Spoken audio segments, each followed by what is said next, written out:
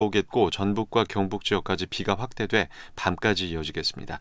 예상 강수량은 경기 북부와 강원 영서 북부에 20에서 60, 서울 등 그 밖에 중부와 전북, 경북 내륙에 5에서 40mm가량입니다. 내일 아침 기온은 전국이 17도에서 23도로 오늘과 비슷하거나 조금 낮겠습니다. 낮 기온은 서울이 28도 등 전국이 25도에서 30도로 오늘과 비슷하겠습니다. 바다의 물결은 제주 부근 해상과 남해 동부 먼바다에서 2m 안팎으로 비교적 높게 일겠습니다. KBS 제1라디오 저녁 종합뉴스, 지금까지 아나운서 전주리 이상호였습니다.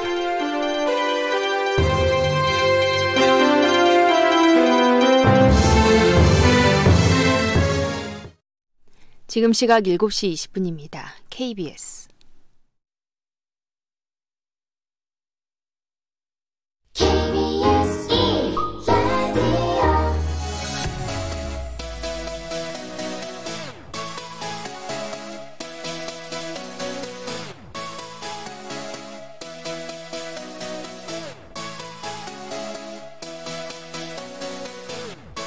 KBS 열린 토론.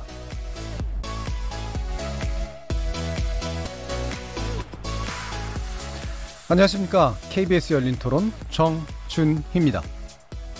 청문회 받는 자체도 진실해야 될 것이고, 묻는 사람도 그 위치에서 이 사람이 충실히 할 수 있을는지 하는 어떤 그런 걸 검증해야 되는데, 너무 인신공격적인 이야기도 사실 굉장히 난무되고 있어요. 그런 거는 지양이 돼야 되고, 능력도 있어야 되지만 인품도 있어야 되니까 여태까지 청문회 하면서 그건들 검증했잖아요. 앞에 서서 일을 하시는 분들인데 그런 부분에도 좀 깨끗했으면, 모범이 됐으면, 그런 걸 바라는 거죠. 원래 목적하고 좀 다르게 자꾸 가는 것 같아요. 그 사람이 그 능력을 발휘할 수 있는 지에 대한 검증은 둘째치고 주변의 어떤 그러한 것들을 너무 부각시키는 거 아닌가. 폭로전이 어디까지 갈지는 모르겠지만 진실이랑 거짓은 꼭 밝혀져야 된다고 생각하고요. 반대를 위한 반대는 좀 안 했으면 좋겠어요. 그래서 청문회를 열어서 만약에 정말 진실과 거짓이 밝혀졌을 때 달라질 수 있다면 꼭 필요한 것 같아요. 도덕적 기준점이 더 올라간 건 사실이고, 그거를 잘못했다 보진 않아요. 서로 견제의 어떤 시스템이 돌아가고 있다라는 어떤 장점도 있는 거니까. 이런저런 폭로들이 나오고 있는데,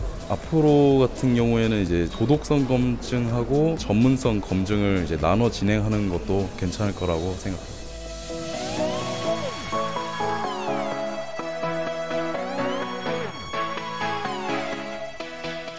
거리에서 만나본 시민들의 의견 어떻게들 들으셨나요? 오늘 토론 주제는 인사청문회 제도 어떻게 개선할까입니다. 지난 2000년에 제정된 인사청문회법은 대통령에게 주어진 고위공직자 인사권을 신중하게 행사하도록 국회에게 일정한 견제 권한을 부여한 것이죠. 하지만 최근을 보면 이 필요한 정책 검증보다는 사실 입증도 좀 어려운 이른바 도덕적 검증에 집중되는 현상이 나타나고 있습니다. 또 이제 국회가 청문 보고서를 채택하지 않거나 반대 의견을 낸다고 해도 인사권자가 임명을 할 수 있는 이제 그런 조건이기도 하기 때문에 반대자들은 또 무슨 수단을 써서든 후보자에 대한 흠집 내기에 매몰되는 그런 문제점도 일부 존재하지요. 20살을 맞은 인사청문회 제도 어떻게 개선해야 되는 걸까요? 20대 국회에 계류된 관련 법안만 50건이고요. 문희상 국회의장이 여야 5당 대표에게 청문회 제도 개선안을 적극적으로 검토해달라고 또 요구하기도 했습니다. 이 바꾸자는 공감대 자체는 좀 갖춰진 상태가 아닌가 싶은데, 문제는 이제 정권이 바뀔 때마다 여야의 공수가 바뀌면서 또 입장도 달라지는 현상이 나타난다는 겁니다. 이런 난제를 넘어서 인사청문회 제도가 그 본래 취지에 맞게 빛을 발하게 할 방법, 개선의 방향 어떤 것일까요? 여야 의원 그리고 전문가들 모시고 토론해 보겠습니다. KBS 열린 토론은 여러분들과 함께 만듭니다. 문자로 참여하실 분은 샵 9730으로 의견 남겨주십시오. 단문은 50원, 장문은 100원에 정보 이용료가 붙습니다. KBS 모바일 콩, 트위터 계정 KBS 오픈을 통해서는 무료로 참여하실 수 있습니다. 청취자 여러분이 KBS 열린 토론의 주인공입니다. 날카로운 의견과 뜨거운 참여 부탁드리겠습니다. KBS 열린 토론 지금부터 출발하겠습니다. 살아있습니다. 토론이 살아있습니다. 살아있는 토론, KBS 열린 토론. 토론은 라디오가 진짜입니다. 진짜 토론, KBS 열린 토론. 자, 오늘 토론에 함께해 주실 네 분의 논객 소개해 드리겠습니다. 더불어민주당 원내대변인이시죠? 정춘숙 의원 나오셨습니다. 네, 안녕하십니까? 자, 그리고 인사청문회법 개정안을 또 직접 발의하기도 하신 분입니다. 무소속의 김경진 의원 나오셨습니다. 안녕하십니까? 김경진입니다. 참여연대 의정감시센터 소장을 지내셨어요. 조성대 한신대 국제관계학부 교수 나오셨습니다. 네, 안녕하십니까? 자, 그리고 시사평론가로 여러분들도 친숙하신 분이죠. 김민전 경희대 후마니타스 칼리지 교수 나오셨습니다. 네, 안녕하세요. 이 시간은 영상으로도 함께할 수 있습니다. 유튜브에 들어가셔서 KBS 일라디오 또는 KBS 열린 토론을 검색하시면 지금 바로 저희들이 토론하는 모습 영상으로도 보실 수 있습니다. 구독 많이 눌러주시고요. 의견도 많이 달아주십시오. 팟캐스트로도 들으실 수 있고요. 매일 새벽 1시에 재방송도 됩니다. 자, 이렇게 KBS 열린 토론과 함께 하실 방법까지 안내해드렸고, 오늘 토론 주제 인사청문회 제도 어떻게 개선할까 본격적으로 시작해보겠습니다. KBS 열린 토론. 자, 지금 벌써 한 몇 주째 거의 뭐 뉴스를 차지하고 있는 게 조국 후보자 관련된 그런 내용인데요. 오늘은 사실은 그 문제에 직접적으로 개입하기보다 현재의 상황을 만들어내고 있는 제도적이고 구조적인 요인을 좀 짚고 개선 방향을 좀 도모해보는 그런 내용으로 진행해 보도록 하겠습니다. 말씀드렸다시피 개선이 필요하다는 데에 대한 공감대는 존재하고, 그다음에 개선에 관련된 여러 가지 시도들도 있었습니다만 아직까지는 명확한 이제 결말이 좀 안 나와 있는 이제 그런 상태죠. 그래서 일단 현재 인사청문회 제도의 문제가 뭔지, 가장 큰 문제라고 생각되는 부분에 대해서 각 논객들의 의견을 먼저 좀 들어보고 시작하도록 하겠습니다. 일단은 정춘숙 의원님 의견부터 들어보도록 하겠습니다. 그 인사청문회 제도라고 하는 것이 공직 후보자가 그 공직을 맡기에 적합한 그런 자질과 그 능력이 있는가를 검증을 하는 것인데, 최근 뭐 그전에도 그랬습니다만 인사청문 제도가 사실은 그 후보자의 뭐 신상털기라든지 뭐 주변 사람들에 대한 의혹을 제기한다든지라고 해서 그 지나치게 그 개인정보, 개인의 또 인권을 침해하는 부분이 굉장히 많이 존재하고 있으면서 원래의 기능을 다 하지 못하고 있는 것이 아닌가, 이런 생각이 지금 들고요. 특히나 이제 뭐 증인이나 참고인 신청하는 문제라든지 이런 부분에서는 사실은 상식선을 넘는 부분도 있어서 예. 원래 기능을 지금 그 못하는 것, 예, 이런 것이 좀 문제라고 생각합니다. 예, 기본적으로는 후보자 및 후보자에 연관된 과도한 어떤 신상에 대한 침해, 또 특히나 개인정보에 관련된 문제들이 중요하게 취급되지 못하는 현상, 이제 이런 것들이 가장 큰 문제라고 지금 일단 보시는 것 같고요. 자, 그럼 김경진 의원님은 어떻게 보시나요?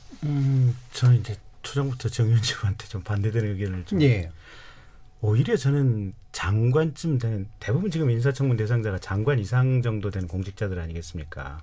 그쯤 되는 공직자라면 사실은 개인 프라이버시는 있을 수 없다라고 저는 생각을 하고 있거든요. 예, 이 법률가로서 되게 독특한. 예. 독특하지 않다고 생각합니다. 그러니까 프라이버시라고 하는 건 사실은 그러니까 상당한 권한의 문제인데. 공인이니까. 공적 인물이니까. 예. 그리고 미국 법원에서도 심지어는 탤런트를 포함한 이런 공적 인물에 대해서는 개인 프라이버시의 보호가 최소화돼야 된다라고 미국, 뭐 전 세계 모든 국가가 이제 그렇게 얘기를 하고 있고. 예. 모든 프라이버시는 아닌 거죠. 그러니까. 예. 예. 그러니까 가령 지난번에 그 우리 논란이 됐던 박영선 장관 그 병원 진료. 예. 그 문제, 예. 그 이제 프라이버시냐 아니냐 이제 이 논란이 나왔는데 그때 자유한국당 의원님들 얘기 들어보면 그걸 보고자 했던 핵심은 뭐냐면 혹시 박영선 장관께서 그 진료를 받는 동안에 특정 병원으로부터 무슨 특혜적 대우를 받지 않았느냐. 예. 이걸 보기 위해서 그 자료를 요구했었다는 거거든요. 보면. 예. 그러니까 저는 장관쯤 되려고 하는 사람들에 대해서는 정말로 모든 자료들이 다 공개되어야 된다. 그리고 그 후보자들은 공개 요청을 받으면 다 공개를 해야 되고, 오히려 지금 현재 이 공개 제도가 부족한 것이 가장 결정적인 문제다라고 이제 저는 그 진단을 하고 있고요. 예. 그보다 조금 더 앞서서 큰 틀에서 보면 국가의 인재를 임명하는 게 아니고 예. 해당 정권의 인재를 임명하려고 하다 보니까 매번 이런 신경질이 생긴다. 그래서 정말 국가적인 인재를 임명한다고 하면 이런 문제가 조금 덜 생길 것이다. 저는 그렇게 보고 있습니다. 예. 두 가지 문제를 지적하셨네요. 어떤 면에서는 사실은 공인에게 있어서는 프라이버시는 최소한의 범위 안에서만 인정될 수 있다. 필요한 것들은 요구돼야 되는데 그게 안 되고 있다라는 측면에 약간은 좀 다른 그런 견해를 주셨고, 기본적으로 지금 정권의 인사를 임명하는 형식이냐 국가에 필요한 인재를 임명하는 형식이냐 해서 후자가 돼야 되는데 그게 안 되고 있다라는 문제를 이야기하셨네요. 자, 그럼 조성대 교수님은 어떻게 보시나요? 예, 저는 저희 김경진 의원님과 좀 결을 달리하는 말씀을 드려야 될 것 같습니다. 이번엔 또 달라집니다. 예, 좋습니다. 저는 그 현재의 그 사건 전개를 크게 세 가지 관점에서 바라보고 있는데요. 첫 번째는 대의제 민주주의 아래에서 기본적으로 그 정치적인 어떤 경쟁의 장은 대통령과 여당을 한 축으로 그리고 야당을 다른 축으로 전개될 수밖에 없고 예. 따라서 인사청문회는 이런 정파적 대결의 장이 될 수밖에 없다. 본질적으로. 라고 하는 것이 이제 첫 번째이고요. 그래서 그 어떤 제도를 좋은 제도로 갖다 놔도 이 정파적인 대결 구도를 벗어나기는 어렵다. 예. 본질적으로. 두 번째는 이 지금 현재 인사청문회는 장관에 대한 인사청문회는 대통령이 주도하는 행정부의 일개 강요를 임명하는 수순이란 말이에요. 예. 그럼 대통령이 자기가 좋아하는 사람 혹은 자기하고 정책적 가치가 일치하는 사람을 뽑아주는 것이 1차적인 인사청문회의 제대로 된 기능인데 국회가 여기서 견제해야 되는 가장 큰 그 부분은 최선의 어떤 인사보다는 예. 최악의 인사를 모면하는 접근이 되어야 된다는 겁니다. 특히 이제 그것이 이제 마지막 요즘에 이제 사건과 결부되어서 세 번째로 말씀을 드리면 이 자본주의 사회에서 아무리 깨끗하게 자신을 관리했던 사람이라 할지라도 특히 엘리트층에 속해 있는 사람들은 도덕적 군주가 될 수는 없거든요. 예. 그런데 우리는 지금 현재 인사청문회 과정에서 도덕광을 찾고 있어요. 그래서 그 오히려 정반대로 그 사람의 어떤 정책 능력이나 업무 능력을 파악하기보다 그 사람이 탈탈 털어서 얼마나 깨끗한 사람이 아니냐를 예. 찾고 있기 때문에 이런 게임은 조금 절제될 필요가 있다. 그래서 기왕 이런 논쟁들이 벌어진 김에 그 제도 개혁을 그 인사청문회법을 좀 개혁하는 그런 그 고민들이 필요하지 않나 그런 생각입니다. 예, 김경진 의원과는 좀 약간 다른 결로 좀 말씀해 주셨네요. 네. 어차피 이제 대통령의 인사권은 정파적으로 작동하는 것이고 막는 것도 정파적으로 막는 것이다라고 이제 보시는 거고. 자, 근데 이제 제가 잠깐 확인 질문을 드리면.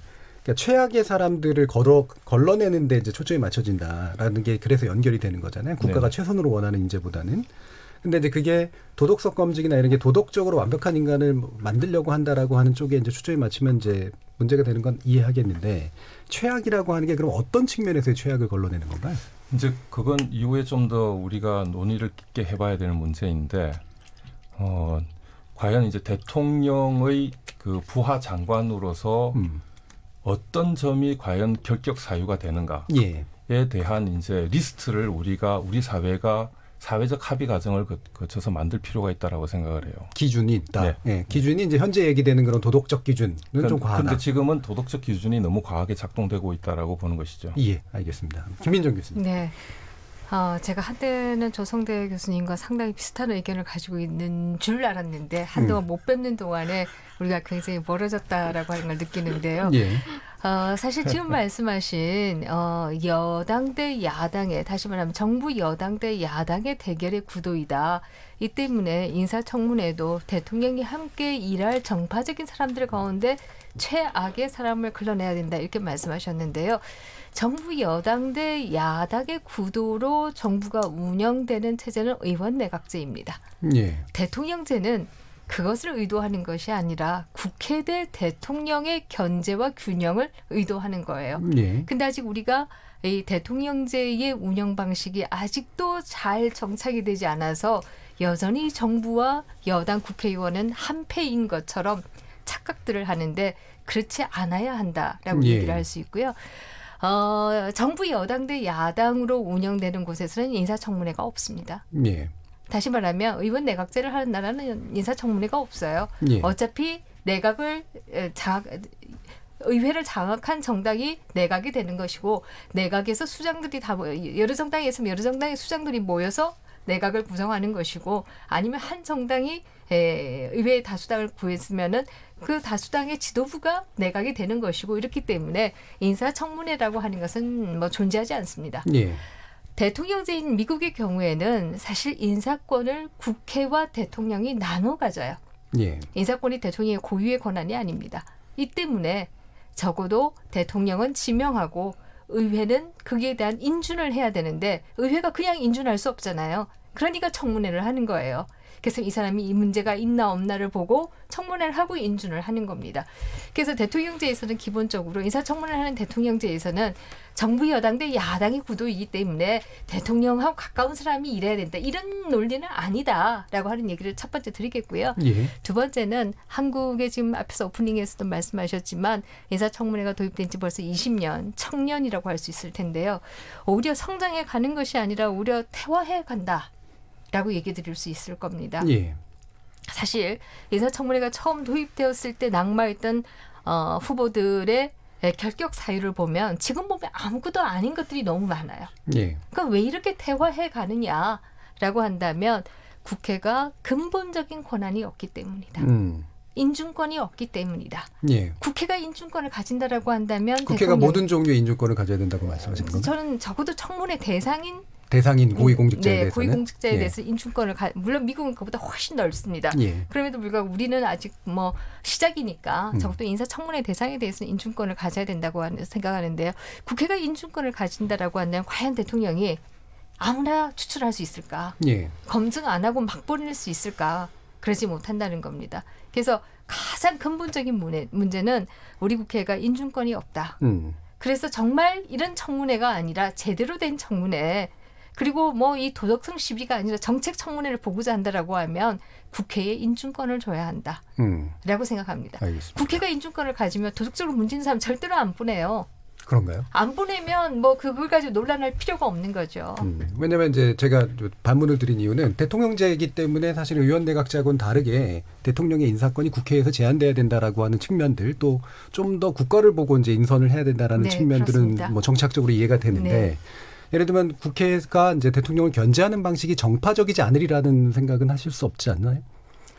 물론 여당이 다수당이냐 야당이 다수당이냐 이에 따라서 상황은 달라질 수 있는데요. 예. 야당이 다수당일 때 대통령은 어떻게 그것을 돌파할 수 있을까? 하나는 다수 야당의 인재들도 대거 받아들입니다. 그래서 우리가 오바마 같은 경우에 국방장관이 공화당 출신이잖아요. 클린턴 때도 그랬거든요. 왜 그렇게 하느냐. 그때는 야당이 꼭 다수당이 아닐 때도 그렇게 했는데요. 그 이유는 바로 전 국민의 내각을 꾸리겠다라고 하는 생각이 있기 때문이고 그래야 인준이 잘 되기 때문이다라고 얘기 드릴 수가 있죠. 그럼 그걸 제가 이해하면은 비정파적이라기보다는 정치적인 어떤 구도랄까 국회 안에 있는 구도를 대통령이 고려하거나 반영해서 이제 인선한다 이런 정도로 이해가 되는데요. 네, 반영해서 하지만 중요한 것은 적어도 도덕적인 문제가 있다라고 한다면 누가 반대하고 나서도 났을 가능성이 있다는 겁니다. 이 때문에 인준권을 국회가 가진다라고 하면은 대통령이 아무래도 여러 가지 검증을 하고 난 이후에 문제가 없는 후보를 보내게 될 것이고 내가 주로 선거에 같이 뛰었기 때문에 가까운 사람이다 이렇게 해서 보낼 가능성은 줄어든다라고 하는 것이고요. 저는 그런 차원에서 문재인 정부에서 개헌안을 준비할 때도 이 부분을 핵심적으로 했으면 좋겠다라는 생각을 가졌습니다만은 오히려 너무 잡다하게 백화점식으로 가면서 아무것도 되지 못한 경향이 있었는데요. 저는 앞으로 어느 정부이든 간에 개헌을 한다라고 하면 이 부분에 좀 집중했으면 좋겠다라는 생각을 들고요. 두 번째는 시민 우리 조성대 선생님 계신데요. 다음 대선에서는 꼭 이걸 좀 약속하는 후보들을 우리가 선거에서 뭐 찍어주자 이런 걸 좀 했으면 좋겠는데 그거 하나는 인사청문회 결과는 받아들인다. 예. 대통령 마음대로 안 한다. 그것은 누가 되든 간에 그리고 누가 되든 간에 기자회견은 좀 한다. 대통령은 기본적으로 국민에게 설명할 의무가 있습니다. 그런데 갈수록 기자회견 안 해요. 갈수록 국민에게 설명 안 합니다. 저는 그래서 다음 대선 때는 이 두 가지만은 좀 시민단체가 중심이 되어서 각 후보들한테 약속을 받아내야 된다고 생각합니다. 예, 그래야 한국 정치가 후퇴하는 것을 바꿀 수 있다고 생각합니다. 기자회견 문제는 뭐 되게 중요한 것 같긴 한데 책임 정치를 얘기하시려고 하는 것 같은데 요 논의에서는 이제 청문회에 좀 집중해서 답을 좀 듣고 싶은데요. 방금 이제 그 반대 의견을 얘기하셨으니까 조성대 교수님의 의견을 먼저 듣고 이제 이렇게 넘어가겠습니다. 상권 분립을 강조하는 대통령제에서 뭐 특히 인사청문회를 둘러싼 그 정치 과정의 작동 메커니즘에 대한 이론적 견해는 저는 이제 그 김민정 교수님과 완전히 다른데요. 그러나 이론을 논하기 이전에 지구상에 완벽한 제도는 없다라고 보고, 그렇다면 제도 개혁은 현재의 문제를 그 진단하고 처방하는 과정에서 이루어져야 한다라고 생각을 하거든요. 그래서 국회의 권한 강화는 저도 그 바람직하다라고 생각하는데, 그 특히 이제 대통령의 인사권에 대한 국회의 견제는 중요한 국회의 기능일 수 있다라는 점에서, 그런데 국회가 그 모든 그 청문 대상에 대한 국회의 인준권을 우리가 주장하기에 앞서서 예. 미국에서 인사청문 과정과 한국에서 인사청문 과정을 좀 비교 분석할 필요가 있는 것 같아요. 예. 근데 미국의 경우에는 그 이제 인사청문회가 개시가 되면 그 FBI를 비롯한 모든 사법기관들이 총동원이 되어서 이 물망에 오른 후보자들을 약 200가지 기준을 들고 그 면밀히 점검을 합니다. 예. 그러니까 업무 자질을 파악하기 이전에 이 사람의 도덕성, 그 다음에 이 사람의 사생활, 뭐 그 다음에 재산 형성 과정, 이렇게 해서 그 200가지 리스트를 뽑아서 체크를 한 다음에 그 이것이 언론에 공개됐을 경우에 인사청문을 도저히 통과할 수 없다라고 하면은 그 과정에서 이미 행정부는, 대통령은 국회에 그 후보를 송부하지 않죠. 그 따라서 우리도 그런 그 국회의 그 권한을 강화시키려면 일단 그런 제도부터 도입해야 한다. 예. 그리고 그 리스트에 대해서 그 여야 간의 합의가 필요하다. 왜냐하면 리스트를 해서 이 정도면 국회를 통과하겠지라고 대통령은 보냈는데 또 정파적인 이해관계로 대립 때문에 야당이나 뭐 그 외에 어떤 시민사회가 그 반대한다면 또한 이런 현재의 그 과정을 그대로 그 재차밟을 수밖에 없기 때문에. 그때 리스트라고 하는 건 구체적으로. 그러니까 지금 이제 미국에서 준용하고 있는 검증 리스트를 이제 말씀드리는 거고요. 두 번째는 그 이후에 조금 이따 말씀을 재차드리겠습니다만, 그 2000년 이후부터 2017년까지 그 인사청문회에서 낙마된 대상을 그 사례를 가지고 낙마한 이유에 대한 연구가 있습니다. 예. 근데 그 연구를 살펴보면 표면적으로는 그 부동산 거래라든지 예. 혹은 금전적인 부당이익, 뭐 재산 증식 이런 것들이 예. 이제 문제가 되었지만 실제 그 배경에는 그 여야 간의 이념 갈등, 그 다음에 그 후보자, 그러니까 인사청문 대상자의 대통령과의 거리, 예를 들면 대통령이 최측근이면 끝까지 방어하고, 예. 대통령이 포기해도 될 정도면 그냥 반대 그 이렇게 묻혀가게 만들고, 그리고 또 마지막으로는 여야 간의 주고받기 게임이 또 있었다는 거죠. 예. 그래서 오히려 도덕적인 어떤 그 이유보다는 훨씬 더 정치적인 이유로 낙마가 결정이 되어 왔다라고 하는 점이 지금 현재 그 학계의 보고서로, 연구 보고서로 나와 있습니다. 예. 따라서 결국은 정치적인 판단이 이제 정무적인 고려 사항이 이 인사청문회 과정을 그 주도하게 되고, 그리고 정치적인 판단이 가장 손쉬운 선택이, 전술의 선택이 도덕성을 공격하는 것이에요. 예. 그렇기 때문에 결국 그러한 게임이 반복되면 반복될수록 이 인사청문회 과정은 정파적인 정쟁의 장이 될 수밖에 없다라고 하는 거고, 그래서 제가 생각하는 대안은 이 도덕적인 검증은 비공개로 가주는 게 어떻겠느냐라고 예. 하는 겁니다. 근데 그 검증 지금 두 가지 말씀이, 네. 하나는 이제 만약에 국회에 인준 권한을 주려면 네. 미국처럼 이제 뭔가 이렇게 비공개로 제대로 된 조사를 사전에 거치는 것이 도입이 필요하다는 걸 전제로 한다는 말씀이고, 근데 이제 두 번째 예로 드신 거는 지금까지 이제 그게 없는 상태에서 진행됐던 도덕성 검증을 말씀하신 거잖아요. 그러면 그 도덕성 검증이 사실은 표면적으로는 도덕성이지만 내용적으로 보면 정파적이더라. 그래서 결국은 정파적으로 된다. 이렇게 이제 말씀하신 건데, 이제 그 김민정 교수님의 의견은 만약에 권한을 주면, 그리고 만약에 그 어떤 전제까지 해결이 되면 도덕성의 문제로 걸 때 그게 국회가 정파적으로 거는 게 아니라 제대로 된 검증을 하지 않겠냐라는 의견이신 것 같거든요. 그 부분은 어떻게 보시나요?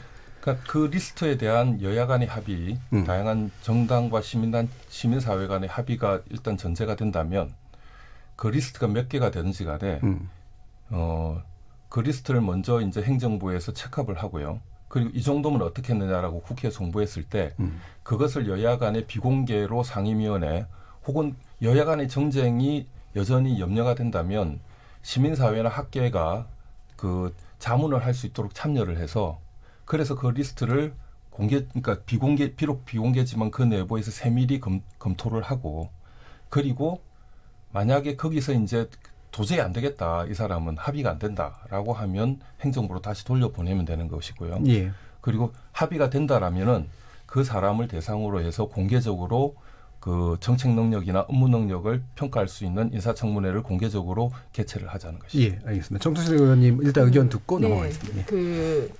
뭐 장관 이상의 고위공직자를 예. 하더라도 개인적인 지켜야 할 그런 개인 프라이버시가 저는 있다고 봅니다. 예. 그리고 그것이 장관이나 뭐 이런 고위공직자가 된다고 해서 없어지는 게 아니기 때문에 바로 그런 이유로 인해서 이런 청문제도의 변화가 반드시 필요하다고 생각을 하고요. 예.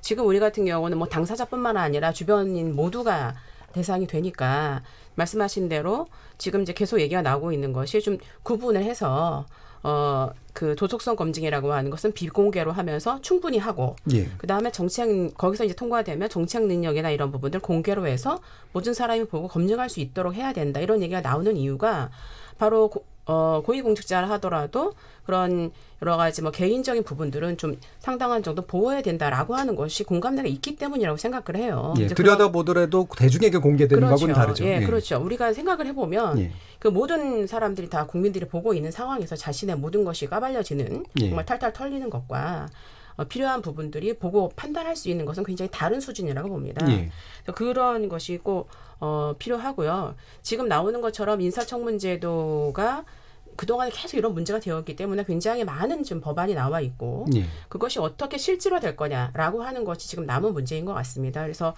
그동안에 이제 뭐 예를 들면 자료 제출의 문제 이런 것도 사실은 자료 제출을 거부한다 하더라도 현재는 할 수 있는 게 없거든요. 그렇죠. 그러다 보니까 더 의혹 제기를 더 중심으로 하게 되고 그래서 저는 이것이 여야의 뭐 단순히 이게 뭐 여야 언제든지 바뀔 수 있는 것이기 때문에 거기에 머무르는 것이 아니라 앞으로 우리 사회가 좀 더 그 인사청문 제도라고 하는 것에 맞게끔 제도로 바꿔야 하는 것이지 이것이 뭐 개인들이 가질 수 있는 기본적인 권한을 다 침해하면서 할 수 있는 것은 아니라고 생각합니다. 그래서 이 부분이 인사청문 제도의 변화 정말 아주 시급하게 해야 되는 필요성이라고 생각을 합니다.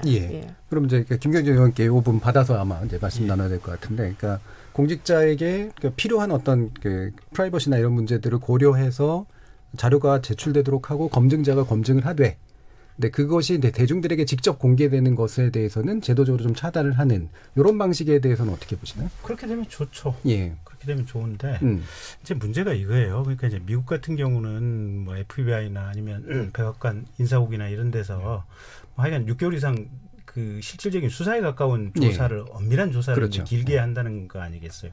근데 이제 거기서 전제가 뭐냐면 미국은 오랫동안 뭐랄까 이제 부가 어느 정도 축적된 안정된 상태에서 벌써 한 200년 이상 이제 지켜온 나라이기 때문에 사실은 급격한 경제적인 어떤 국가의 어떤 돈의 변동이 크지가 않아서 개인의 재산 측면이나 이런 그런 거. 면에서 보면은 큰 리스크들이 적을 수 있어요. 보면 평균적인 공직자 후보군의 모집단에서 보면 예측 가능하겠죠. 어느 정도는. 근데 우리 대한민국 같은 경우는 보면 1980년, 70년대 중후반부터 시작을 해가지고 부동산 가격이 급격하게 치솟고 이 기간이 한 40년 정도 짧은 시간에 이루어지다 보니까 사실은 웬만큼 사회의 주류에 속해서 뭔가를 해서 좀 넉넉하게 사는 지위에 올라와 있는 사람들은 리스크 모분수에 들어갈 가능성이 굉장히 크다는 문제점이 있어요.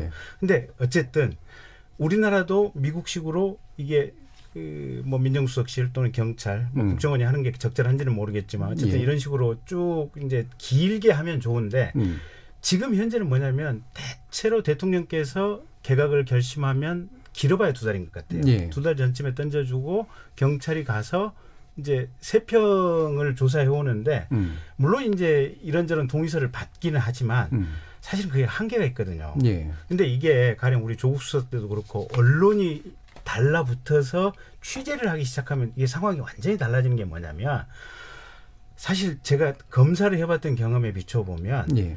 누가 누구에 대해서 나쁜 소리를 하는 게 별로 그렇게 쉽지가 않습니다. 예. 근데 원한이 적거나 뭔가 저 사람들에 대해서 죽이고 싶다라고 하는 마음이 들 정도로 적대의식이 들었을 때는 이게 밖으로 용소숨 치면서 이게 뿜어져 나오는 거거든요. 예. 그게 우리가 옛날에 이동욱 헌법재판소장 후보자 때 한번 봤고 지금 얼추 비슷한 현상을 지금 최근에 겪고 있다고 저는 느끼고 있는데 예. 그래서 이 경찰이 현재 또는 이 민정수석실에서 한 2달 남짓 조사를 하는 것은 사실은 그게 별 효과가 현재로서는 없는 겁니다. 실제로 그런 분노나 이런 게 드러나기 어렵다. 그러니까 예. 보면 이게 그냥 언론에 거기서 2달 조사하느니 밖에 이 사람 장관을 우리가 지명하겠다 하고 열흘 동안 이 사람에 대해서 당신네들이 알고 있는 비리 몰래 신고해 주십시오 하고 그냥 밖으로 터뜨려 이렇게 제보해 주십시오 했을 때 이 열흘 동안 들어오는 게 훨씬 더 많을 겁니다. 그래서 근데 이제 옥석을 가리기는 사실 더 어려우시잖아요. 그러니까 이제 문제는 그거예요. 제가 아까 서두에서도 정권의 인재가 아니라 국가의 인재를 뽑아야 된다고 하는 게 국가의 인재를 뽑는다고 치면 가령 장관 후보자에 대해서 우리가 한 5명에서 10명 정도 이상의 어떤 잠재적인 풀을 가지고 있어야 되고 이 잠재적인 풀은 외부적으로 공개가 되고 이게 긴 시간 동안에 체크가 돼 있는 정도로 돼야 됩니다. 예. 그러면 아마 제가 볼 때는 별 문제가 없을 것이다. 이미 도덕성 문제는 걸릴 만큼 걸러져서 오고 국회에서는 정책적인 이런 부분만 할 수 있을 것이다 라고 지금 얘기를 하고 있고요. 예. 두 번째 현재 국회에서 그러면 하고 있는 행태들이 과연 그러면 이게 과도하게 어떤 인사청문 후보자에 대해서 과도하게 그냥 이게 때려잡기 위한 어떤 악의적인 공격을 위한 공격이냐. 예. 그게 그러니까 제가 지금 요 통계를 안 내봤는데 저도 이제 내일 한번 통계를 한번 내보겠습니다. 그리고 보도자료를 하나 내봐야 되겠는데 제가 국회의원 취임하고 나서 느낀 감으로는 인사청문회에 들어가서 한 40% 정도는 여야 합의 간의 인사청문 보고서가 채택이 되는 것 같아요. 예. 그리고 한 20% 정도는 야당은 반대하지만 어쨌든 인사청문 보고서가 한 채택이 되고 그래서 대략 한 60% 정도는 인사청문 보고서가 채택이 돼서 넘어가는 상황들인 것 같아요.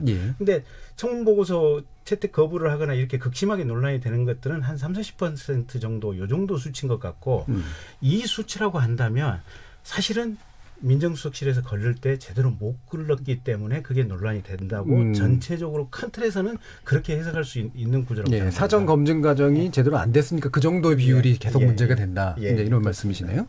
예, 뭐 김민정 교수님. 네, 거기에 덧붙인다라고 하면요. 왜 사전 점검이 안 되는가라고 한다면 저는 그중에 가장 핵심적인 것은 이미 시킬 사람이 복수 후보가 아니라 단수 후보가 있다. 이미 찍어둔 사람이 있다. 네, 그렇습니다. 대통령이 단수 후보를 생각하고 있는 경우들이 많기 때문에 그것이 제대로 검증이 안 되는 것이다. 이렇게 생각이 들고요. 그래서 대통령 본인이 정말 도덕적으로 문제 있거나 이런 사람들은 그러겠다라고 하는 생각을 한다라고 하면 오히려 도덕성 검증은 오히려 행정부 내에서도 더 윤활하게 이루어질 가능성이 있습니다. 그러나 그러지 않고 청문회 뭐 국회 아무거나 넣는데 내가 밀어붙일 거야 라고 생각하는 경향들이 있기 때문에 뭐 문제 있어도 일단 보내.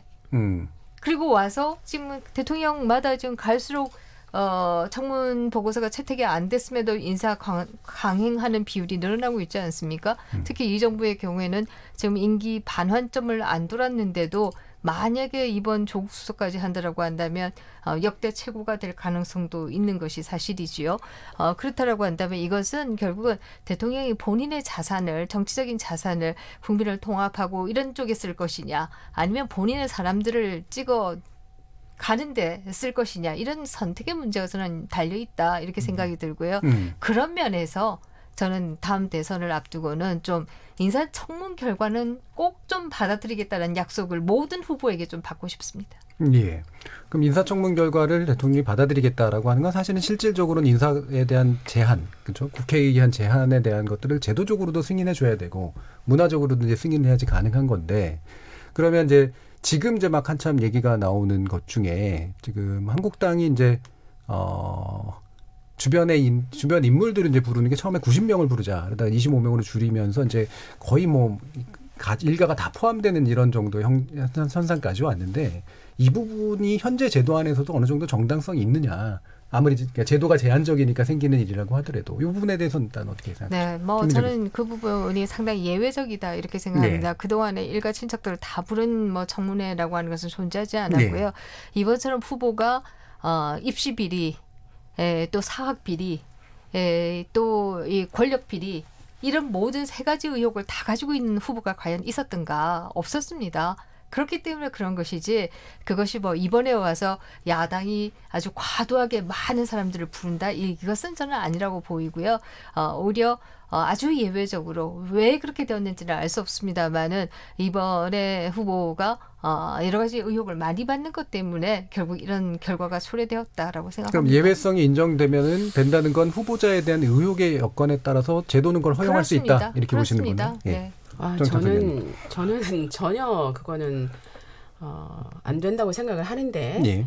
예를 들면 지금 뭐 80의 노모를 부르고 딸을 부르고 부인을 부르고 동생을 부르고 동생의 전 배우자를 부르는 것은 저는 있을 수 없는 일이라고 생각합니다. 지금 이제 뭐 의혹이라고 말씀하셨지만 그것은 후보자에 대한 의혹이 아니고요. 후보자 주변에 있는 사람들이 그런 의혹을 받고 있는 것이고 그것에 대해서는 의혹을 제기하는 사람들이 증거를 가지고 자료를 가지고 청문회에서 얼마든지 얘기할 수 있는 겁니다. 그리고 가족에 대한 부분은 이제 후보자도 충분히 알게 됐기 때문에 후보자가 얼마든지 대답을 할 수 있지요. 그런데 청문회 자리에 이 가족을 부른다고 한번 우리가 상상을 해보시죠. 그러면은 후보자가 딸이 앉아서 온 국민이 다 보고 있는 그 자리에서 이 딸이 우리가 청문회 하면 어떤지는 대충 이해가 가실 테니까 예. 그런 일을 겪는다고 했을 때 과연 후보자가 어떤 상태일까라고 생각을 한다면 그것은 청문회가 아니라 무슨 원하는 답을 얻기 위한 이상한 뭐 수사의 자리든지 뭐 이렇게 굉장히 정말 저는 인권 침해적인 자리라고 생각합니다. 그렇기 때문에 이거를 지금의 제도가 그렇다고 이거를 허용한다라고 하는 것은 저는 청문제도의 본질을 완전히 훼손하는 일이라고 생각을 하고요. 예. 설명할 수 없는 일 혹은 객관적 증거를 제시할 수 없는 일에 있어서는 그 자료를 대신할 수 있는 사람을 부를 수 있겠죠. 예. 하지만 자료를 제시할 수 있고 혹은 증거를 의혹을 제기한 야당에서 제기하는 게 맞기 때문에 그렇게 할 수 있다라고 생각을 합니다. 그래서 지금 이런 상태에서 가족을 부른다라고 하는 것은 굉장히 청문회를 정쟁의 장애로 만들겠다라고 하는 이유 아니면 이렇게 할 수 없다고 생각합니다. 네, 보통의 경우라면 저도 의원님 말씀에 동의를 그렇지 하고요. 않습니다. 제가 먼저 말씀드리고 말씀하시면 좋을 것 같습니다. 지금 말씀하신 그 대상으로 얘기하신 분들이 대부분 다 외국에 나가는 것을 금지당한 분들이지 않습니까? 그것은 검찰도 상당히 의혹을 가지고 보고 있다라고 하는 얘기가 되겠고요. 그럼 검찰 수사를 하면 되는 거 아닌가요? 그거는 네. 검찰 수사를 하면 되는 겁니다. 이거는 제가 청문회에 그 사람을 그분들 부르는 건 아니죠. 청문회도요. 미국 같은 경우에는 뭐 200여 년의 역사가 있습니다만 다양하게 이루어집니다. 후보가 별 의혹이 없는 경우에는 후보 혼자 대부분이 이루어지죠. 미국에서 청문회에 다양한 사람이 나왔던 대표적인 청문회가 있는데요. 그것은 부시 행정부 당시에 대법원 장으로 지명이 되었던 토마스 클리어런스가 소위 요즘으로 얘기하면 미투 의혹이 있었어요.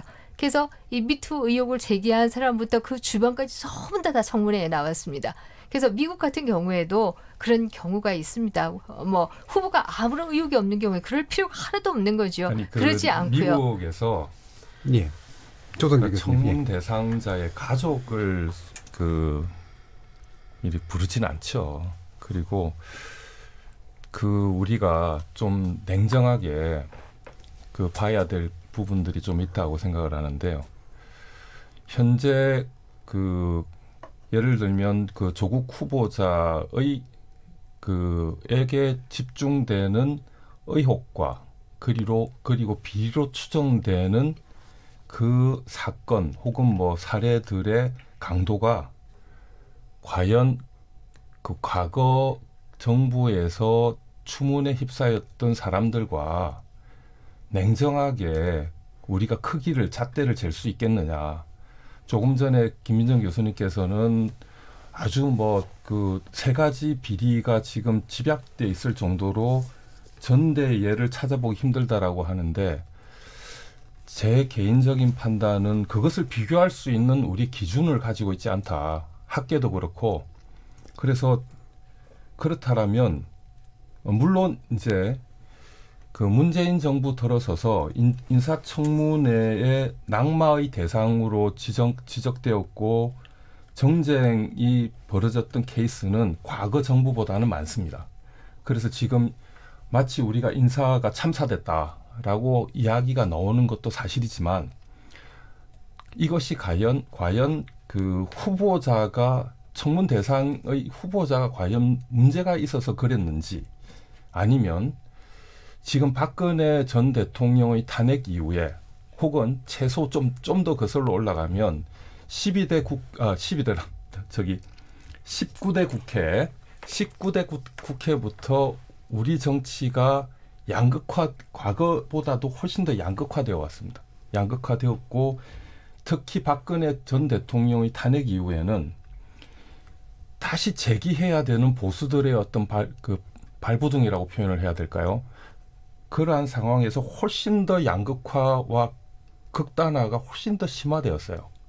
이 상황에서 이루어지는 일종의 투쟁, 이 강도도 우리는 이 청문회 전국에서 작용하고 있다라고 저는 고려되어야 한다. 예, 그러니까 제가 이제 이런 질문을 던진 이유는 잘못하면 지금 이제 청문회에 대한 얘기가 될 것 같아서 왜냐하면 예를 들면 지금처럼 이렇게 막 제한 없이 이렇게 막 부르게 되는 상황이 그래도 뭐 예외적이라고 생각하면 뭐 그래도 된다면 앞으로 바뀔 제도도 그냥 다 부를 수 있게 하는 게 낫다라는 것으로 연결될 수가 있기 때문에 저도 한 말씀 드려도 될까요? 그래서 혹시라도 이제 제가 질문을 드리는 게 이게 예외적이라도 그래도 불행한 상황이기 때문에 따라서 이거를 예방하는 제도가 필요하다라는 뭐 사전 검증이라든가 이런 쪽이신지 아니면 바뀐 제도 안에서도 그거는 불필요하다면 다 부르는 게 돼야 된다라고 보시는 건지 이거를 이제 사실 질문 드린 거거든요. 그렇습니다. 저는 뭐 가능한 한 행정부에서 그것이 다 걸러져 와서 국회에 와서는 정책 토론만 하는 것이 가장 이상적이다라고 생각합니다. 그러나 그것이 행정부에서 이루어지지 않는다라고 하면 국회에서 또 도덕성의 문제가 이것은 언론이 먼저 제기를 하게 되면 국회의원들이 그것도 가만히 모르는 척할 수 없는 거 아니겠습니까? 그러다 보면 또 도덕성의 문제가 중심이 될 수밖에 없는 것이다라는 얘기를 드리겠고요. 그래서 결국 주종으로 따진다라고 하면 행정부가 먼저 걸르는 것이 중심이 되어야 된다라는 얘기이고요. 많이 부르는 게 좋냐 나쁘냐 이거는 한마디로 얘기하기는 어려워요. 문제가 없는 사람을 뭐 많이 불러가지고 얘기할 필요도 없는 거 아니겠습니까? 오히려 그렇게 하면 국회가 욕 들어먹는 것이지요. 김경진 의원님. 그러니까 실제에 있어서도 가령 저 같은 경우 이번에 과기부 장관하고 방통위원장하고 이제 두 분 인사청문회 하거든요. 근데 뭐 증인 방통위원장 같은 경우 지금 참고인 3분인가 돼 있어요. 물론 과기부 장관도 증인이 거의 없어요 지금. 아마 과기부 장관 같은 경우는 특별한 없으면 아마 당일 아마 인사청문 보고서 채택하기로 합의하고 끝날 것 같아요. 지금 예상으로는. 그러니까 대부분의 청문회들이 그렇게 증인 부르지 않아요. 실제 현실에 있어서. 근데 조국 청문회 같은 경우는 이게 지금 아주 비상적이고 이례적인 상황이에요. 아까 앵커께서 그 검찰 수사 보면 되지 않느냐. 그러면 검찰 수사가 청문회 전에 끝나느냐. 안 끝나지 않습니까? 못 끝날 확률이 크지 않습니까? 청문회 전에 검찰 수사로서 결론이 명확하게 나온다. 그러면 검찰이 수사 능력도 좋고 조사 능력도 훨씬 좋기 때문에 검찰에서 조사한 것 가지고 대체로 그걸 가지고 우리가 국회의원이 맞나 틀리냐 판단만 해가지고 우리가 가부간의 채택 여부를 결정을 하면 돼요. 근데 이건 실제의 경우에는 지금 요 사건 같은 경우는 검찰 수사가 한참 뒤로 갈 거 아니겠습니까? 실제에 있어서. 그러면 국회의원들이 가부간에 여기에 대해서 의견을 내려면 누군가는 불러서 물어봐야 될 필요성이 있기 때문에 검찰 수사 전에라도 증인의 필요성은 분명히 있는 거고요.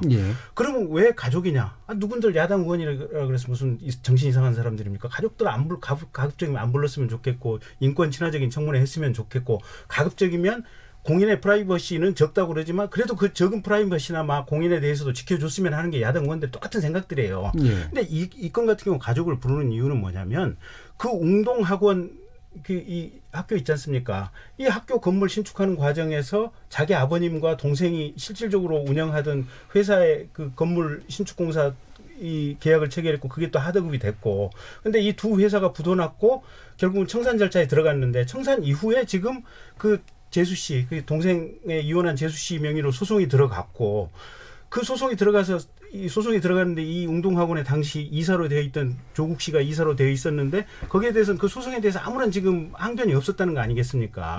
그러면 이게 법률적으로 소송 사기가 될 수도 있고 이 소송 사기에 대해서 조국 후보자가 소송 사기를 방조했다고 하는 일종의 공모범의 혐의와 관련된 수사나 어떤 이 혐의를 받을 수도 있는데 그와 관련해서 그분들에게 검찰 수사 빨리 안 이루어지면 청문회에서 불러서 물어볼 수밖에 없는 거 아니겠습니까? 예, 그러니까 저도 그래서 이제 지금 뒤에 걸 해야 되기 때문에. 그래서 이 사건 조국 청문회 같은 경우 많은 숫자를 부른 것은 제가 뭐 자유한국당 의원도 아니고 그분을 대변하는 건 아니지만 그 많은 사람들을 부르는 것은 지금 언론에 나타난 혐의가 한 7개 정도 있지 않습니까? 보면 이 7개와 관련된 사람들에 대해서 하시라도 현장에서 체크해 볼 수 있는 가능성을 갖기 위해서 많은 사람들이 부득이 예외적으로 지금 증인으로 지금 부르려고 하는 그런 상황들이고 그게 최근에 25명인가로 지금 축소가 됐다고 하는 상황들인데 아직 합의는 안 됐죠, 이게 지금.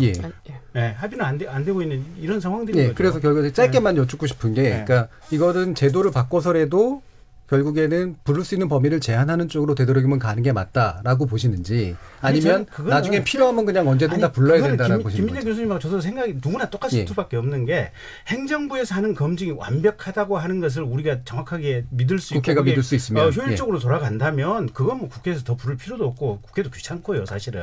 근데 이게 믿을 수 없고 지금처럼 허점이 숭숭숭숭 뚫려 있다라고 판단되는 이런 현실적인 상황 속에서는 이 가능성이 열려 있을 수밖에 없는 거 아니겠습니까? 알겠습니다. 그러니까 법적 이게 제도가 바뀌어야 된다라고 하는 게 다 이제 우리가 공통적으로 하고 개정안을 내는 것이 지금 인사청문 요구가 오면 우리가 15일까지 인사청문을 열어야 되고 그리고 22일까지는 보고서 채택을 해야 되고 한 번 더 이제 재송부하는 기간이고 이렇게 돼 있으니까 굉장히 시간이 짧아요.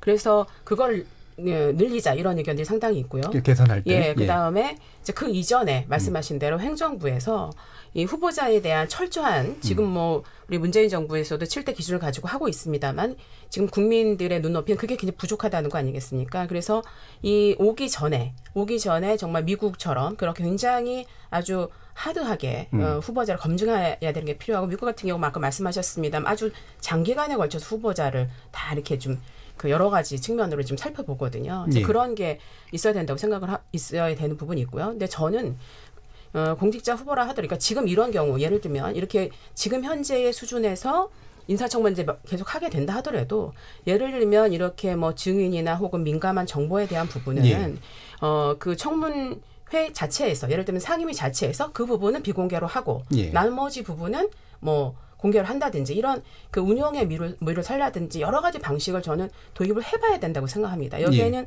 사회적인 합의가 굉장히 필요한데 그 전에 국회에서도 실험해볼 수 있거든요.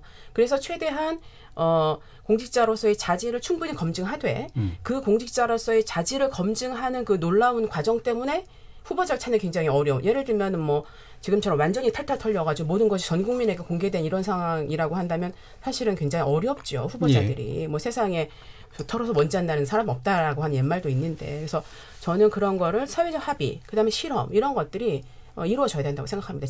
지금 제도라 하더라도. 그래서 검증이라고 하는 건 되도록이면 철저하게 하되 그것으로 인해서 나타날 수 있는 부작용이나 이런 것들은 공개하지 않은 방식이나 어떤 다른 예방책들을 써서 막는 것이 좋다. 이런 정도로 일단 요약할 수 있습니다. 하나 덧붙이게 되면요. 사실 미국 같은 경우에 행정부에서 굉장히 철저하게 조사를 하는 과정들이 있습니다. 그럼에도 불구하고 걸러지지 않는 경우가 미국도 있겠죠. 많이 있어요. 그럴 때 미국의 경우에는 대부분의 경우가 본인 스스로가 본인도 우리가 살다 보면 의도하지 않은 또 문제들도 얼마든지 발생할 수가 있어요. 내가 의도하면서 잘못할 수도 있지만 의도하지 않았지만 나도 모르는 사이에 잘못한 것들이 있을 수가 있습니다. 그렇기 때문에 미국 같은 경우에도 자기도 몰랐지만 문제가 드러났다. 청문회에 가고 난 이후에도 마치 청문회는 실시되어 있지 않았지만 국회에 송부되고 나서도 문제가 드러났다. 이러면 자기가 스스로 철회하는 겁니다. 또 대통령이 스스로 철회하기도 하고요. 그걸 굉장히 어려운 과정으로 이거 대통령이 철회하거나 아니면 후보가 사퇴하면 이거는 밀리는 것이다. 뭐 이렇게 시작하게 되면은 저는 답이 안 나온다라고 생각하고요. 충분히 문제가 제기되면 스스로 사퇴하는 것이 바람직하다라고 생각합니다. 예, 알겠습니다. 자, 대통령이 임명하는 인물 이분이 이제 공직자로서 또는 고위공직자로서 적절한지 그렇지 않은지를 가려보는 게 인사청문회 제도의 취지인데요. 그 목적에 맞게 잘 운영되고 있는지 또는 만약 그렇지 않다면 새로 어떤 개선 방안들이 필요할지에 대해서 일단 어느 정도 토론을 좀 해봤습니다. 후반부 토론에서는 이 개선 방안 중에서 좀 지금 당장 좀 핵심적으로 합의해야 될 필요가 있다라고 보여지는 그런 내용들에 대해서 좀 더 집중적으로 토론해 보도록 하겠습니다.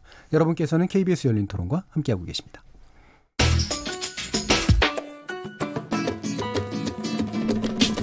묻는다, 듣는다, 통한다.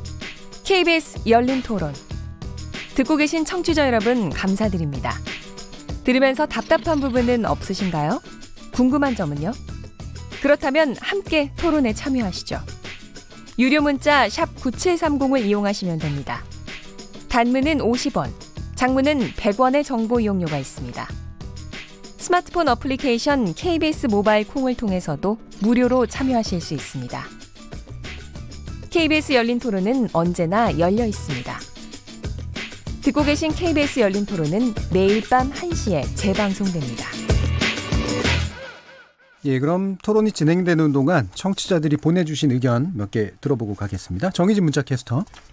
네, 안녕하십니까. 문자캐스터 정의진입니다. 인사청문회 어떻게 개선할까에 대해 청취자 여러분이 보내주신 문자 소개해드리겠습니다.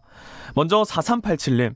청문회 날짜 못 받고 청문 보고서 통과도 의무화해야 합니다. 유튜브로 이실비아님. 도덕성 먼저 검증하고 통과된 분만 전문성을 공개 검증합시다. 6089님. 가정에 무엇을 내놔도 떳떳한 사람이 장관을 해야 국민적 정서에 합당하다고 봅니다. 황희정승을 본받아야 합니다. 콩으로 김태용님. 5명 이상의 인재 후보풀과 체크리스트. 좋은 아이디어입니다. 2384님. 인사청문회에서 후보에게 도덕성 관련된 문제 질의할 때는 질의하는 사람도 문제가 없음을 선서한 이후에 청문회를 진행했으면 합니다. 0852님. 능력만 있으면 도덕적인 문제는 상관없다는 건가요? 고위공직자로 갈수록 도덕적인 검증이 더욱 심화되어야 합니다. 자신을 떳떳하지 못한데 어떻게 국민들을 위해서 일을 한답니까? 콩 아이디 K7410으로 시작하는 분. 범죄와 도덕을 헷갈리시면 안 됩니다 해주셨고요. 0042님. 이런 식의 인사청문회라면 과연 누가 깨끗할까요? 청문회 하기도 전에 아니면 말고식의 의혹을 제기하는 국회의원들 먼저 인사청문회 해보고 논의해보는 건 어떤지요? 9992님. 저는 개인적으로 국회의원이 아닌 어느 정파에도 속하지 않은 다른 특정한 집단이 청문위원을 했으면 합니다. 유튜브로 나대로님. 김민전 교수님 의견은 좋은데요. 지금 우리나라 국회에 믿음이 안 가기 때문에 국회 인준권을 주는 건 반대합니다. 2711님. 현재 인사청문회는 청문회가 아니고 국회의원님들이 신상털기로 차기 총선 대비 자기 PR하는 도구로 사용하는 것처럼 보입니다. 콩 아이디 K7414로 시작하는 분. 문제는 국회의원이 국익보다는 개인의 정당의 이익을 위해 움직이는 것입니다. 일부 자질 부족한 국회의원 소환 제도가 필요합니다. 유튜브로 이응님. 표현의 자유라고 공공연히 가짜뉴스 퍼뜨려서 국민을 호도하는 언론들 강하게 처벌받아야 합니다 라고 보내주셨네요. KBS 열린토론, 지금 방송을 듣고 계신 청취자 모두가 시민논객입니다. 계속해서 청취자 여러분들의 날카로운 시선과 의견 보내주세요. 지금까지 문자캐스터 정의진이었습니다. 뭐든지 이야기해. 날 이해시키려고 해봐. 서로의 대화가 하나 되길 기대해. KBS 열린토론. 자, KBS 열린토론 인사청문회 제도 어떻게 개선할까라는 주제로 정춘숙 더불어민주당 의원, 김경진 무소속 의원, 조성대 한신대 교수, 김민전 경희대 교수 이렇게 네 분과 함께하고 있습니다. 이 시간 영상으로도 함께 하실 수 있는데요. 유튜브에 들어가셔서 KBS 일라디오 또는 KBS 열린토론을 검색하시면 지금 바로 저희들이 토론하는 모습 영상으로 보실 수 있습니다. 자, 그럼 시간이 많이 남진 않았습니다만 후반부 토론 좀 이어가려고 하는데요. 지금 제가 이제 김경진 의원 지난번에 모셨을 때만 해도 소속이 있으셨는데 이제 없으셨잖아요. 네. 국회에서 어려움도 많으실 것 같고, 네. 네, 또 총선 대비도 하셔야 되고 그러는데 지금 청취자 의견들 받아보니까 네. 이 제도 개선이 필요한데 참 만만치 않게 나오는 게 이제 국회에 대한 이제 불신, 국민적 불신 이런 게 참 네. 느껴져요. 그래서 네. 아마 네. 국회의원으로서도 억울하신 부분도 있고 뭔가 네. 하실 말씀도 있을 것 같은데 네. 뭔가 현재 제도 그리고 바뀔 제도 안에서 그 법안도 내놓으셨으니까 네. 어떤 게 참 제일 어렵더라 이런 거는 있다면 어떤 측면인가요? 그러니까 저는 이 인사 문제에 대해서는 제일 중요한 게 그 과거에 김대중 정부 시절 때 아마 인사처가 별도로 있었을 거예요. 인사혁신처인가요? 예, 인사처인가요? 그래서 거기서 이 쉽게 말해서 장관, 차관보 정도 할 수 있는 국가적 인재에 대해서는 인재풀을 상시적으로 가지고 있어야 돼요. 그래서 한 50명, 100명 이상 쭉 가지고 있고 가령 뭐 요번에 이제 뭐 산업통상부 장관도 어떤 때는 보면 에너지 문제가 중점일 수도 있고 또 지금처럼 일본과 통상 전쟁이 또 문제가 될 수도 있고 그러면 각 분야라고 하지만 그 분야에서도 또 세분화된 분야들이 여러 개 있을 거 아닙니까? 이렇게 해서 최소한 50명, 100명 이상의 인재풀을 가지고 있어야 되고 그 인재풀에 대해서는 상시 검증이 완비된 상태로 어느 정도 있어야 되고 그다음에 또 한 가지는 이분들로 하여금 국가적인 중요 대사가 있을 때 당신네들 의견을 한번 써서 한번 제출을 해봐라. 인터넷에 한번 등록을 해봐라. 그래가지고 이 문제가 어차피 시간이 지나고 나면 해법이 어느 것이 맞았다라는 게 한 3년에서 5년 정도 지나면 밝혀질 거 아니겠습니까? 그런 걸 가지고 평소에 의견 같은 걸 좀 이렇게 수렴을 할 수 있는 이런 체계적인 시스템이 있으면 지금처럼 대통령이 수첩이나 마음속에 또는 어디 가다가 보고 저분이 이 분야에 있어서 최고의 능력자다라고 지명을 하는 것보다는 인사 자체가 좀 체계화된 시스템으로 가는 것이 아마 뭐랄까 매번 대선 때만 되면 교수님들도 그렇고 전직 관료들도 그렇고 뭐 변호사들도 그렇고 모든 사람들이 어느 대선 캠페인과 줄을 대고 있는 거거든요. 그 줄을 대고 있는 이유는 뭐냐면 잘 되면 장관. 요새는 뭐 차라리 차관이나 청와대 비서관이 낫다 그래도 인사청문회 안 할 수 있으니까 장관, 청와대 비서관 아니면 산하기관의 기관장이라도 할 수 있는 이 가능성을 보고 이게 자신의 전 인격을 걸고 이제 한 뭐 40대 중반부터 이게 대선 캠페인에 줄을 대고 배팅을 하는 거거든요. 이런 흐름 자체가 국가적으로 차단이 되면서 제대로 된 인재들이 걸러져서 이런 사람들이 체계적으로 쓰일 수 있는 아마 이런 기반이 되지 않을까. 그게 제일 필요하다라고 보고 있고요.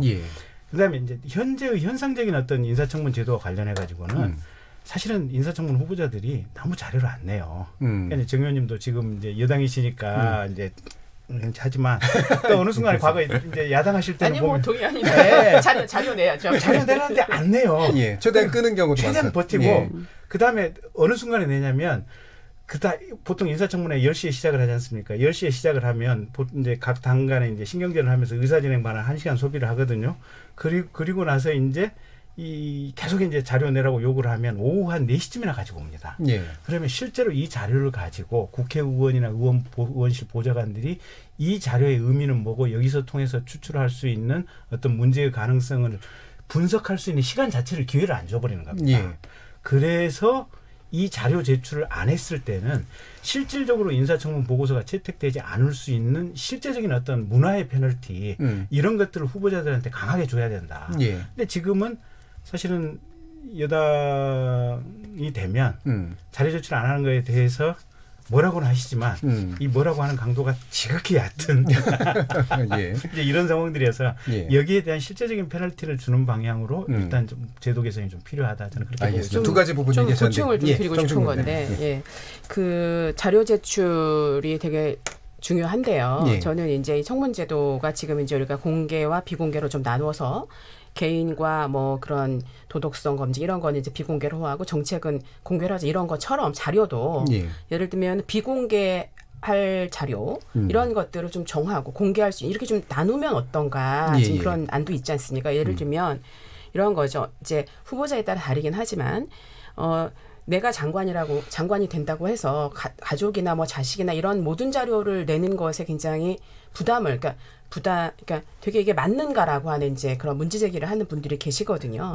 그러면 그런 자료는 예를 들면 이제 필요해 여러 가지 이유 때문에 그러면 그런 자료는 비공개하는 거죠. 그래서 충분히 볼 수 있게 하고 공개할 수 있는 거 공개하고 예를 들면 아까 이제 박영선 장관이 잠깐 말씀하셨는데 전에 다른 분이 인사청문하는데 이 병력에 대한 자료를 요구를 한 거예요. 근데 그거는 사실은 적합하지 않습니다. 특정한 이유 없이. 그러니까 그런 거에 대한 구분이 우리가 돼야 되는데 구분이 안 되다 보니까 모든 거를 다 이제 요구를 하게 되는 거예요. 그래서 저 자료도 공개와 비공개를 나누고 청문 방식도 좀 나누어서 도덕성을 충분히 검증해야죠. 도덕성 검증을 어떻게 안 하겠습니까? 충분히 하되 그거로 인해서 이 당사자가 뭐 여러 가지 불이익을 겪거나 주변 사람이 겪거나 그래서 전혀 훌륭한 인재를 쓰지 못하게 된 이런 거를 좀 막고 인사청문 본연의 역할을 할 수 있도록 해야 된다. 이런 거 자료 제출 전도 분명히 해야 된다고. 또 한 가지는 이 후보자들이 지금 여러 차례 이제 얘기되는 것이 예를 들면은 뭐 그 그 증언을 뭐 거짓으로 한다든지 이럴 때도 그거에 대한 대응이 없다든지 이런 부분들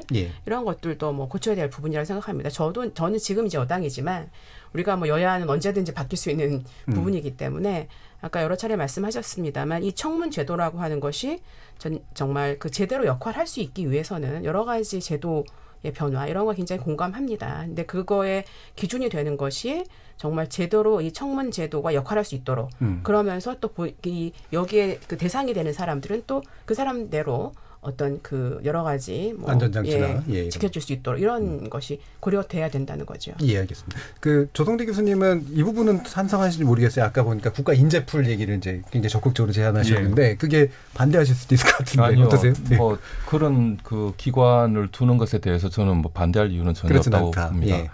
그런데 우선 우리가 주목해야 되는 건 지금 현재 우리 사회의 엘리트 충원의 환경 그리고 충원된 엘리트들의 현주소를 그 아주 날카롭게 직시할 필요는 있다라고 생각을 해요. 예를 들면 현재 6070 세대의 엘리트들은 그것이 정치적 엘리트든 사회적 엘리트든 경제적 엘리트든 개발 독재 시대에 수혜를 받았던 사람들입니다. 그렇기 때문에 그 개발 독재 시대에 형성되었던 도덕적 해이 현상으로부터 저는 자유롭지 않다라고 생각을 합니다. 자산 증식 과정이나 이런 것들 말씀하시는 거죠. 그러니까 두 번째는 지금 4050의 그 엘리트들, 특히 386을 중심으로 한 엘리트들, 그러니까 이제 민주화 이후에 충원된 다양한 그 엘리트들은 민주화 이후에 우리가 급격하게 신자유주의적 그 사회 구조 개혁을 경험했지 않습니까? 그 와중에 생겨났던 사회 경제적인 양극화 그리고 그 사회 경제적인 양극화를 통해서 부와 계급을 대물림할 수 있는 소위 말하는 스카이캐슬이라고 하는 그러한 그것으로부터 저는 저를 포함해서 이런 4050 세대들, 그러니까 386 세대들이 자유롭지 않다라고 생각을 합니다. 그러니까 이른바 평준화 세대인데 사실은 자식들은 비평준으로 키우게 되는. 그렇죠. 그리고 조국 후보자 또한 사실 저는 조국 후보자가 비난을 받아야 되는 건 이제 사회 정의를 외치면서 본인은 부와 계급이 대물림되는 스카이캐슬을 그대로 이용했다는 거죠. 그래서 충분히 비난받을 소지가 있다.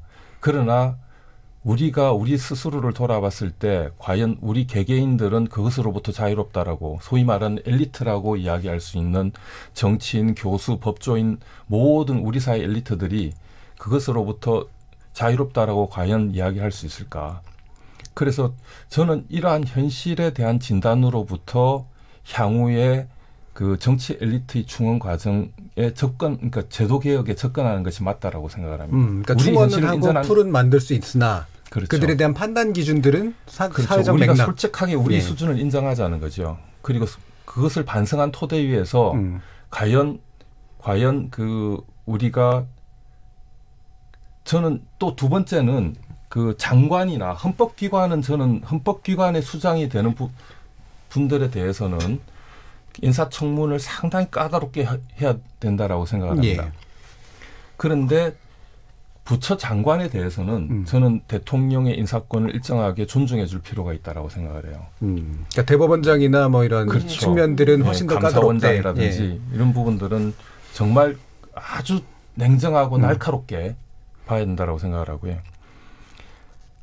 오죽했으면 이번 인사청문회 파동이 났을 때 과연 그 사람 인사청문 대상이 되는 문재인 정부 들어서서 그 사람들의 준하는 그런 기준으로 국회의원 300명을 탈탈 털어보면 과연 그 국회의원 청문회를 통과할 수 있는 우리나라 국회의원이 몇 명이 될까라고 하는 그 지적들이 SNS상에서 많았습니다. 저는 그 부분이 그런 지적에 공감이 되더라는 말이에요. 그러니까 선거가 일종의 청문 자격이긴 한데 그게 충분하지 않다라고 보시는 거죠. 않죠. 그렇기 때문에 우리의 엘리트들의 현주소를 인정하면서 부작용을 최소화시켜주는 갈등 해소의 차원으로 제도 개혁에 접근해야 한다. 그런 측면에서 김경진 의원님께서 말씀하신 인사처를 두자든지 이런 제도적인 장치에 대해서는 저는 반대할 이유는 전혀 없다라고. 이 부분 김민정 교수님 어떻게 보시나요? 네, 지금 뭐 굉장히 어렵게 말씀하셨어요. 제가 알아들은 것 같기도 하고 아닌 것 같기도 하고 상당히 헷갈리는데요. 엘리트가 아니신가 본데요. 네, 뭐 그런지도 모르겠습니다. 사실 서울대 출신이 서울대 나온 아이가 있다고 비난하는 건 아니잖아요. 또 돈이 많다고 비난해서는 안 된다고 생각합니다. 다만 서울대 출신인 사람이 자기 아이를 서울대를 어떻게 보냈는가는 우리가 알아야 된다라고 생각하는 것이지요. 그 부분이 문제인 것이지 서울대 나와서 또 서울대 보냈다. 이게 문제는 저는 아니라고 생각하고요. 돈이 많다는 것도 전혀 문제는 아니라고 생각합니다. 다만 그 돈이 많아지는 과정에서 세금은 제대로 냈는지 이런 것들은 우리가 알아야 되는 것이 아닌가 하는 생각이어서 지금 하시는 말씀이 무슨 얘기인지 제가 조금 헷갈리는데요. 뭐 예를 들면 위장전입 문제나 이런 게 한때는 관행처럼 돼 있었던 시절이 있었는데 그 위장전입한 분들을 도덕성이 없다고 봐야 되느냐 말아야 되느냐 뭐 이런 거겠죠. 그러나 또 위장전입 안 하고 산 사람들도 굉장히 물론, 많은 그런데, 게 사실이죠. 그렇기 때문에 위장전입한 것도 다 일괄적으로 뭐 우리는 다 그렇게 살았어라고 얘기해야 되는가. 그게 이제 합의의 대상이라고 말씀하시는 그 부분도 잘 모르겠고요. 그러나 어쨌든 그런 기준들이 사실 많이 현실화된 것은 사실이잖아요. 이 때문에 김대중 정부나 이명박 정부나 박근혜 정부나 이게 갈수록 기준들이 낮아지고 있는 것은 사실이거든요. 이중국적 같은 경우에도 요즘은 거의 뭐 장관 자제분이 이중 국적이어도 미국 국적 버리겠다 뭐 이런 말만 하면 이제 허용이 되는 분위기로 가고 있지 않습니까? 이런 것들 옛날에는 뭐 전혀 생각할 수 없는 거였거든요. 안대희 총리가 안 된 이유도 14억인가요? 수임료가 이제 1년 동안 그 정도 받았다라고 하는 것인데 이건 어떻게 보면 그 당시에 검사, 판사 하신 분들이 봤던 어떤 관행인지도 몰라요. 그렇지만 그때는 안 된다라고 얘기했거든요. 근데 지금에서 우리가 얘기하는 것은 그렇게 남들이 관행으로 하는 걸 했다고 문제를 삼는 게 아니라 적극적으로 뭔가 부정행위를 한 것 같다라고 하는 부분에 대해서 문제를 삼는 거기 때문에 그 사회적 합의라고 하는 게 사실은 많이 이루어지고 점점 기준이 낮아지고 있다. 첫 번째는 이렇게 얘기 드릴 수가 있고요. 장상 총리나 이런 분들도 뭐 굉장히 지금은 아무것도 아니에요. 예전에 장상 총리 설이 그러면 사회적 합의라는 이름 아예 기준이 점점 낮아지고 있는 거예요. 두 번째는 개발 독재 시대 때는 뭐 다 이렇게 좀 비정상적으로 다들 도덕이 제대로 안 서지 않았느냐. 저는 우리 세대도 그렇다라고 하는 것에 오히려 더 놀란 편이다. 라고 얘기 드릴 수가 있고요. 그래서 과거에 개발 독재 시대였기 때문에 뭐 했다라고 얘기하는 것도 이제는 성립하지 않는 게 아닌가 하는 생각이 사실 듭니다. 네, 여기까지 제가 구체적으로 예를 들어가면서 말씀을 마무리 발언을 하셔야 되기 때문에 아마 하실 말씀 많을 것 같은데 인사청문회 어쨌든 열리겠죠. 이 부분에서 어떤 것들이 미래지향적으로 이제 필요할지 현재 문제를 풀어야 될지에 대해서 한 20초, 30초 사이 정도의 의견을 드려야 될 것 같습니다. 먼저 정춘숙 의원님.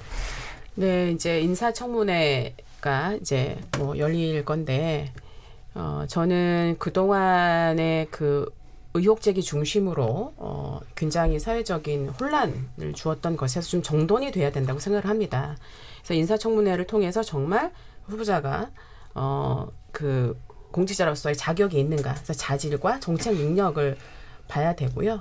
또 그런 과정에서 충분히 발언할 수 있는 기회. 예를 들면 보시면 아시겠지만 답할 수 있는 기회? 시간이 너무 없어서도 그런데 그거는 질문하고 답변을 안 듣고 그냥 막 이제 몰아붙인 다음에 마치고 이렇게 되니까 후보자가 말을 할 수가 없어요. 그래서 충분히 인사청문회니까 듣고 그래서 진정으로 후보자의 능력과 자질을 검증할 수 있는 그런 자리가 돼야 된다고 생각합니다. 그렇지 않으면 사실은 의미가 없거든요. 예. 네 분 다 드려야 되는데 시간이 없어서요. 의원님 두 분께만 드려야 될 것 같습니다. 네. 들어가실 분들. 의원권이군요. 김경진 의원님. 통상은 제가 지난번에 지금 현 감사원장 인사청문회 위원으로 그때 아마 들어갔었는데 아무런 문제가 안 됐던 것으로 기억하고 있거든요. 그러니까 실제로도 이 개발 독재 시대를 거쳐온 분들 중에서도 아무리 털어도 안 나오는 분들도 의외로 많다. 그게 제 경험에 비추면 한 40%는 되는 것 같아요. 그래서 좀 더 좀 잘 선택을 해 주시라는 얘기고 조국 후보자 같은 경우는 너무나 이례적인 후보인 것 같아요. 그래서 검찰이 지금 압수수색을 한 것은 저도 이제 전직이 검사 출신이다 보니까 이제 언론 보도만 가지고도 이제 감이 이제 속칭 어떤 감이라는 게 있는데 이분은 대통령께서 빨리 지명 철회하시고 아마 국민들에게 사과하는 것이 그나마 좀 빠른 수습이 아닐까 저는 그렇게 보고 있습니다. 예, 알겠습니다. KBS 열린 토론 오늘은 인사청문회 제도 어떻게 개선할까라는 주제로 함께했습니다. 정춘숙 더불어민주당 의원, 김경진 무소속 의원, 조성대 한신대 교수, 김민정 경희대 교수 이렇게 네 분과 함께했습니다. 오늘 감사드립니다. 고맙습니다. 저는 내일 저녁 7시 20분에 다시 찾아뵙겠습니다. 지금까지 KBS 열린 토론 정준이었습니다.